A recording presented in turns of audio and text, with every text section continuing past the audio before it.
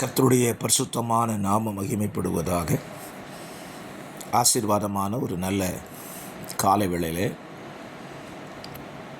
பாளையங்கோட்டை இந்திய தேவ சபையிலிருந்து காலை மன்னாவை உங்களுக்கு வழங்குவதில் மிகுந்த சந்தோஷம். கிருபையாய் கர்த்தர் தந்த நாளுக்காக கர்த்தரை துதிப்போம். இந்த நாளிலே கர்த்தருடைய வார்த்தையை நாம் தியானிக்க கர்த்தர் நமக்கு உதவி செய்வாராக. யோசுவாவின் புஸ்தகம் 22ஆம் அதிகாரத்தில் 34 வசனங்களை உள்ளடக்கி இருக்கிறது. இந்த அதிகாரத்தில் 2.5 கோத்திரங்கள் யுத்தமெல்லாம் முடிந்து திரும்ப யோர்தானுக்கு அப்புறத்தில் உள்ள தங்கள் காணியாட்சிக்கு பூமிக்கு திரும்புகிற சம்பவத்தை இந்த அதிகாரத்தில் வாசிக்க முடியும். இந்த அதிகாரத்தில் நாம் கற்றுக்கொள்ள வேண்டிய முக்கியமான ஒரு பாடத்தை இந்த 2.5 கோத்திரத்தை சார்ந்தவர்கள் சொல்லுகிறதை இந்த காலவெளியிலே தியானிக்கலாம். அவர்கள் யோர்தானின் நடுவிலே வந்தபோது ஒரு பலிபீடத்தை கட்டுகிறார்கள். அந்த பலிபீடத்தை கட்டினதான செய்தியை 9.5 கோத்திரம் கேள்விப்பட்ட போது இவர்களோடு யுத்தத்துக்கு வருகிறார்கள். அப்பொழுதுதான் இந்த பலிபீடத்தை தாங்கள் ஏன் கட்டினோம் என்பதை ரூபன் கோத்திரரும் மனாசேயின் பாதி கோத்திரத்தாரும் விளக்கமாய் சொல்லுகிறார்கள்.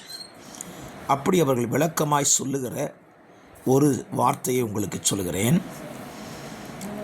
நாளைக்கு எங்கள் பிள்ளைகளும் உங்கள் பிள்ளைகளும் இஸ்ரவேலின் தேவன் யார் என்று சொல்லி கர்த்தருக்கு பயப்படாதிருக்க செய்வார்கள் என்று சொல்லி ஐயத்தினாலே நாங்கள் இந்த பலிபீடத்தை கட்டினோம்.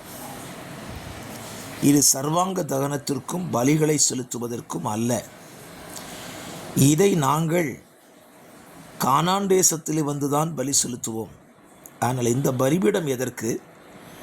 நாங்கள் யோர்தானை கடந்து அங்கே வந்ததற்கும் யோர்தானுக்கு இப்புறத்தில் நாங்கள் ஜீவிப்பதற்கும் நாளைக்கு எங்கள் பிள்ளைகளுக்கு இஸ்ரவேலின் தேவன்தான் தேவன் என்பதற்கு அடையாளமாக இதை கட்டுகிறோம் என்று சொன்னார்கள்.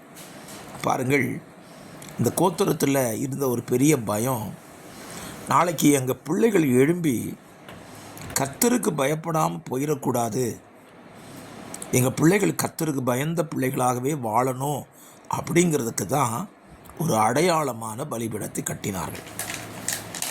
இன்றைக்கு நம்முடைய சந்ததிகளை சற்று யோசித்து பார்ப்போம். நமக்குள்ளே தேவ பயம் இருக்கிறது, ஆனால் நம்முடைய சந்ததிகளுக்குள்ளே தேவ பயம் இருக்கிறதா என்பதை யோசித்து பாருங்கள். இன்றைக்கு வளர்ந்து வருகிற சந்ததிகள் தேவ பயமற்ற ஒரு சந்ததி தான் நம் நடுவிலே வளர்ந்து கொண்டிருக்கிறது. இந்த தேவ பயமற்ற சந்ததி எப்படி என்று சொல்வேன். உதாரணமாய் ஆலய ஆராதனைக்கு வருகிற பிள்ளைகளை பாருங்கள். ஆண்டவர் ஆலயத்தில் இருக்கிறார், நம் நடுவிலே உலாவுகிறார் என்கிற பயம் துளி அளவும் அவர்களுக்கு இல்லை.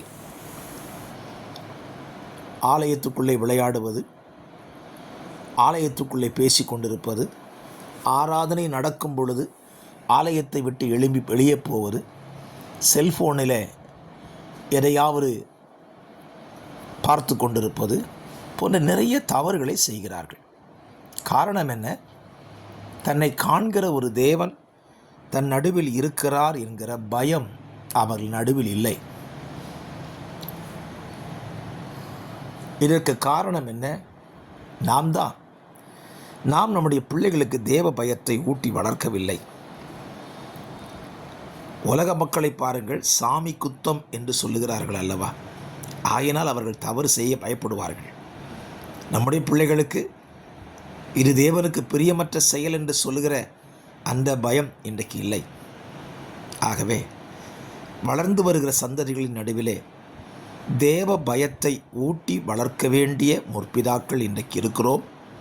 தயவு செய்து அதை நாம் வளர்ப்போம். பிற்காலங்களில் அவர்கள் தேவனை விட்டு விலகாதிருப்பதற்கு தேவ பயம் மிகுந்த உதவியாயிருக்கும். ஜெபிக்கலாம். பரிசுத்த பிதாவே, இந்த வார்த்தையின்படி வளர்கிற சந்ததிகளுக்கு தேவ பயத்தை ஊட்டி வளர்க்க கிருபை தாரும். இயேசுவின் நாமத்தில் ஜெபிக்கிறோம். ஜெபம் கேளும் நல்ல பிதாவே. ஆமேன்.